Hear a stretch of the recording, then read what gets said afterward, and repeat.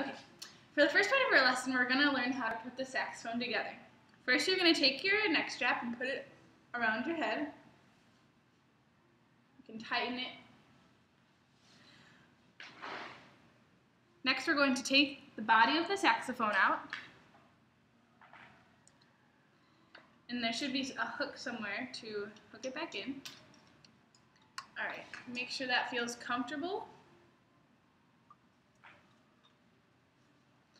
Alright, now you're going to take the neck out.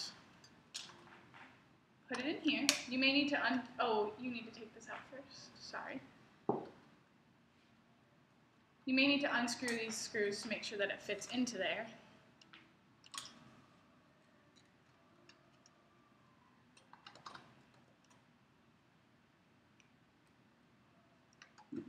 Alright, now you're going to take the mouthpiece out. Take the ligature off. The ligature is very fragile, so you don't want to bend it by trying to put it on with the mouthpiece. You're going to put just the mouthpiece on.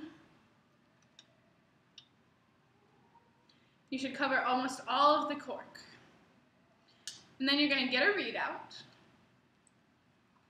You want to get it a little bit wet for a few seconds.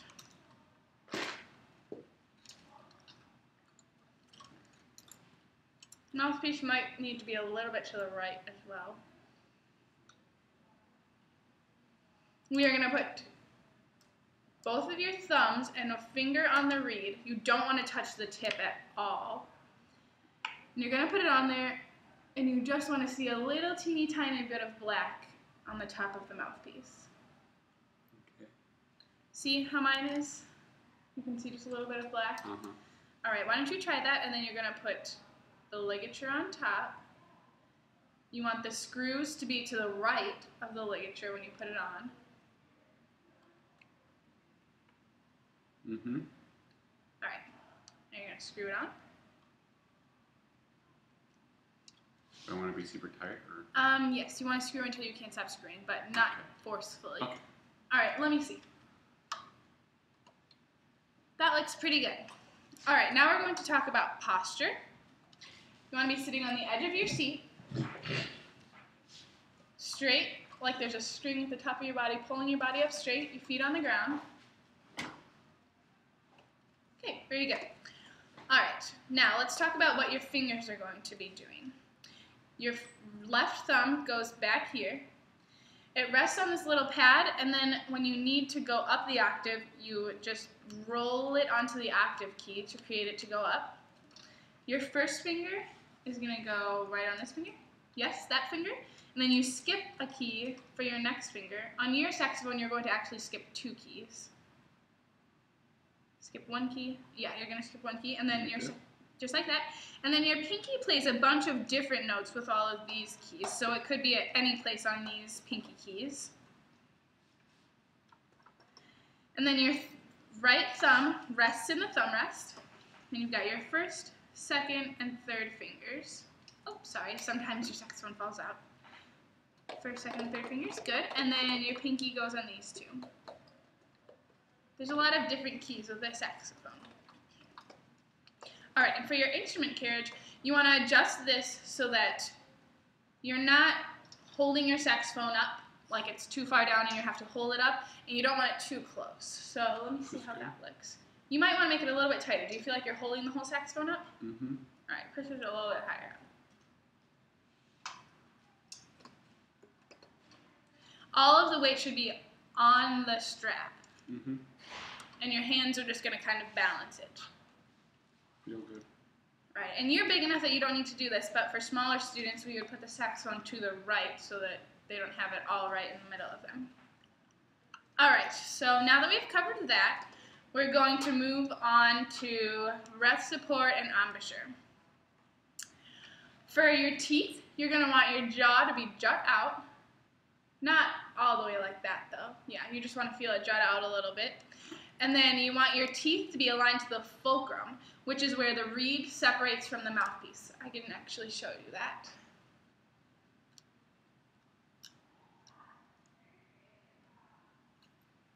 The fulcrum, if you take a piece of paper and put it in there, is right there, where the reed separates from the mouthpiece. Okay. That's called the fulcrum.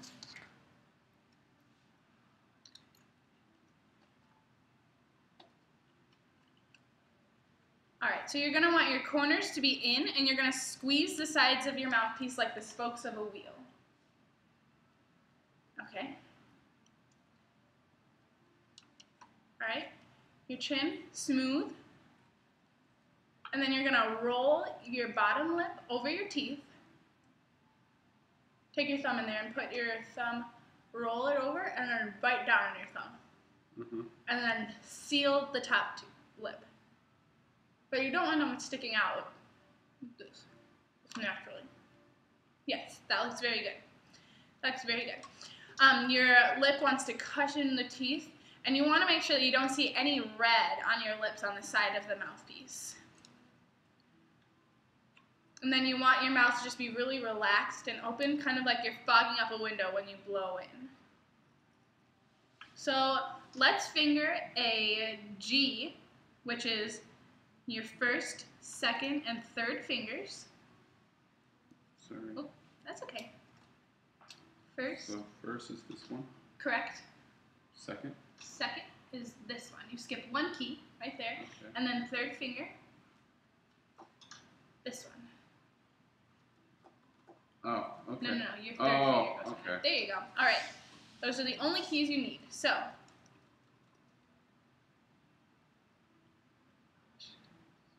okay.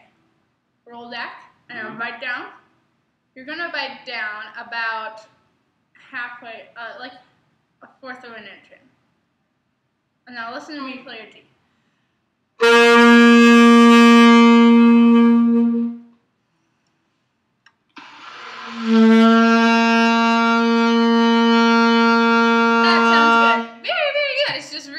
Tune because we didn't tune with each other.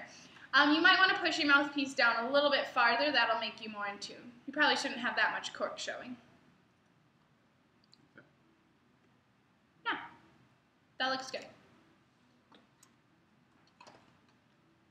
Okay, and then when you tongue, you're going to say da, da. Practice it. Da, Da, da. da, da. And your tongue is going to hit the reed about a fourth to a half of an inch on the tip. When you use your tip of your tongue, say da, da. Listen to me tongue a few notes.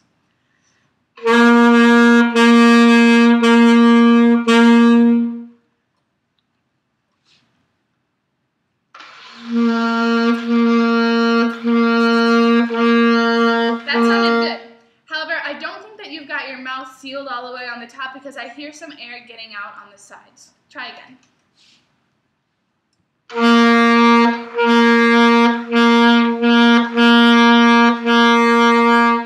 Good. And then you would blow harder or faster depending on the type of articulation that you have written over the notes. Have you understood everything that we've learned today? Yes. Yes. Okay, that's it for today.